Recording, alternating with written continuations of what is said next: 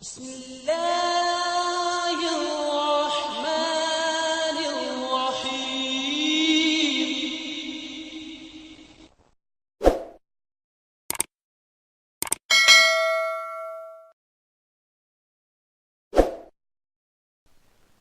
ہم تو رکھتے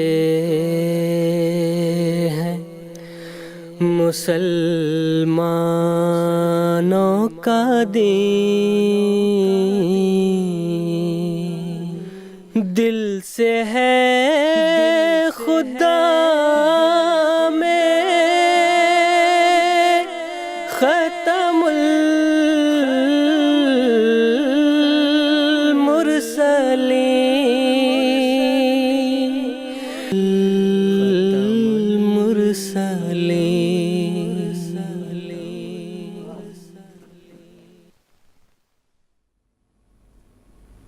حضور صلی اللہ علیہ وسلم کی بعثت کے وقت سے تاریخ کے حوالے سے سنتے یا پڑھتے آ رہے ہیں کہ دنیا کے آخری دور کا آغاز ہو چکا ہے۔ کیا قرآن، حدیث اور سنت سے اس آخری دور کا کوئی معین عرصہ ثابت ہوتا ہے؟ جبکہ مرزا صاحب نے اپنی خلافت کے 1000 سال تک قائم رہنے کا وعدہ دیا ہے۔ اس پر ذرا آپ کچھ فرما دیں۔ جزاکم اللہ حسن الجزا۔ جزاکم اللہ تعالیٰ حسن الجزا۔ محترم کوثر صاحب سے درخواست۔ بات یہ ہے کہ حضرت مسیح موعود علیہ السلام نے اپنی کتب میں والعصر ان الانسان لفی خسر کی تفسیر میں، اور اسی طرح ایک حدیث میں آیا ہے کہ یہ جو دنیا ہے اس کی عمر تقریباً ایک جمعہ کے برابر ہے، یعنی 7 دن کے برابر ہے۔ یہ ایک دور ہے جو کہ نبوت کا شروع ہوتا ہے اور اس کے بعد یہ 7000 سالہ دور رہتا ہے۔ حضرت مسیح موعود علیہ السلام نے بڑی تفصیل سے اپنی کتب میں اس کا ذکر کیا ہے کہ آدم جس سے یہ سلسلہ نبوت شروع ہوا ہے، جس میں سے اب ہم گزر رہے ہیں، وہ پہلے 1000 میں تھا، پھر دوسرا 1000 آیا، تیسرا 1000 آیا، اور رسول کریم صلی اللہ علیہ وسلم 5ویں 1000 سال میں تھے۔ اس کے بعد 1000 سال کا فیض عوج کا زمانہ ہے۔ اس کے بعد 6 1000 سال کے آخر، 7ویں 1000 سال کے شروع میں اللہ تعالیٰ نے سیدنا حضرت مسیح موعود علیہ السلام کو بھیجا، اور آپ نے فرمایا میں صرف صدی کا مجدد نہیں بلکہ مجدد الف آخر ہوں۔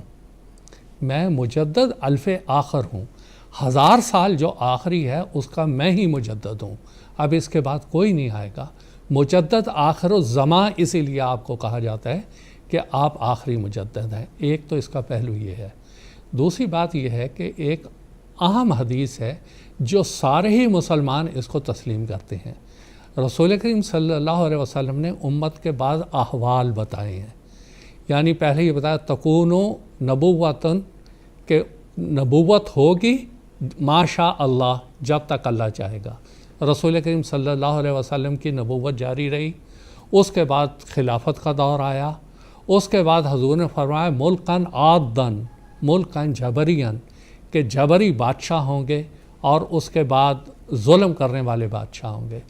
پھر آپ نے ایک دور آخری یہ بتایا ثم تکون خلافت علی منہاج النبوت، پھر خلافت ہوگی جو نبوت کے طریق کے اوپر چلے گی، یعنی پہلے نبوت ہوگی اس کے بعد خلافت ہوگی۔